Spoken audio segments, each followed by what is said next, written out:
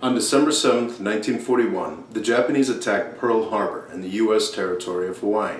2,335 soldiers were killed, and over 1,000 were wounded. This infamous surprise attack launched one of the U.S.'s greatest struggles. It's one of the darkest days in American history. Yet one of the most powerful people in today's United States, National Security Advisor John Bolton, is working very hard to bring about a day just like it. People who know history like to point out that sanctions don't really work. From Iraq in the 1990s to Iran and Venezuela today to a full half-century of sanctions against Cuba, they never succeed in bringing about regime change.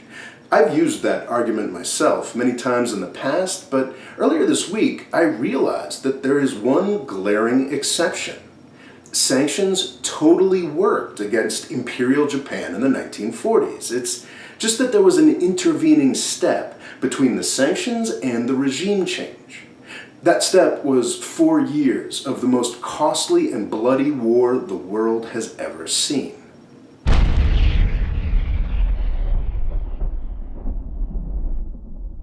Long before there were conspiracy theories about 9/11, there were questions about what President Franklin Delano Roosevelt knew about the attack on Pearl Harbor. The U.S. public was famously anti-war back then. Did Roosevelt let Pearl Harbor happen to make the people want revenge? Did he have advance notice? Now, there isn't much evidence for this, and I think we owe FDR the benefit of the doubt on the specific question of Pearl Harbor. He probably didn't want anything that bad to happen.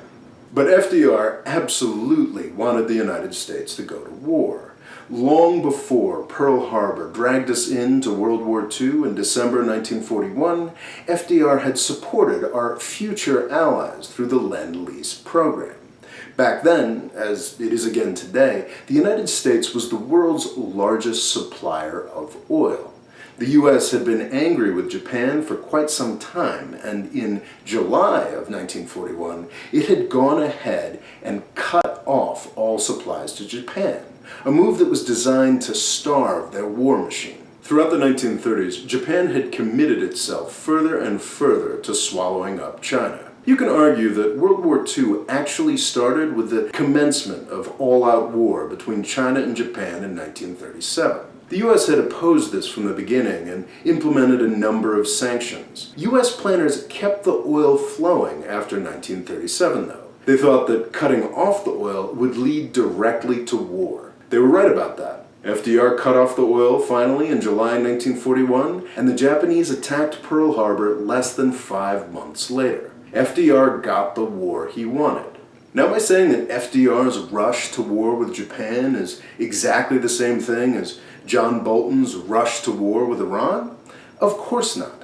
What we're doing to Iran is actually much, much worse than what we did to Japan in the 1940s. FDR simply shut down one very vital element of the Japanese war economy. The Trump administration right now is trying to shut down any and all economic activity that anybody in the world does with Iran. We are starving Iran right now, and we're bragging about it. President Trump and Secretary of State Mike Pompeo are just thugs who want to look tough. John Bolton knows exactly what he is doing, and he wants to drag the United States into a war with Iran. FDR wanted to drag the U.S. into a war with Japan. Both of these figures needed their own country to be attacked to get what they wanted. FDR got Pearl Harbor, and as the past week has shown, John Bolton is very eager to blame Iran for something, whether they did it or not. FDR's tool for bringing about an attack was cutting off the oil. Bolton's is the much more severe attempt to shut down the entire Iranian economy. The main difference between Bolton and FDR's strategies is the reasoning behind their policies. After pondering it for many years, I think I have to conclude that FDR did the right thing. He had to go out into the world and fix the mess that U.S. President Woodrow Wilson had made. Both Germany and Japan were out-of-control aggressors who had invaded and conquered multiple countries. FDR was right to drag the U.S. public into a war to confront them. What has Iran done exactly? Who has Iran invaded? As far as I can tell, their main sins seem to be defeating ISIS, defending Syria from a US-sponsored regime change, and defending Yemen from a Saudi invasion. I think we may have to face the fact that Iran is not the bad guy here. FDR's sanctions successfully brought down Japan only because they were a prelude to a war that killed millions. Our sanctions on Iran are designed to bring about another such war. Iran can't reach Pearl Harbor, so John Bolton has kept US troops in Syria as sacrificial lambs. A couple months back, I published a video that talked about what the US war with Iran would look like. I've posted a link at the end of this video. Is this really what we want to do as a country? Is this even what President Trump wants to do? Or is it just what John Bolton wants to do? Thanks for watching. Please subscribe and click on the bell next to the subscribe button to get notifications whenever I upload a video.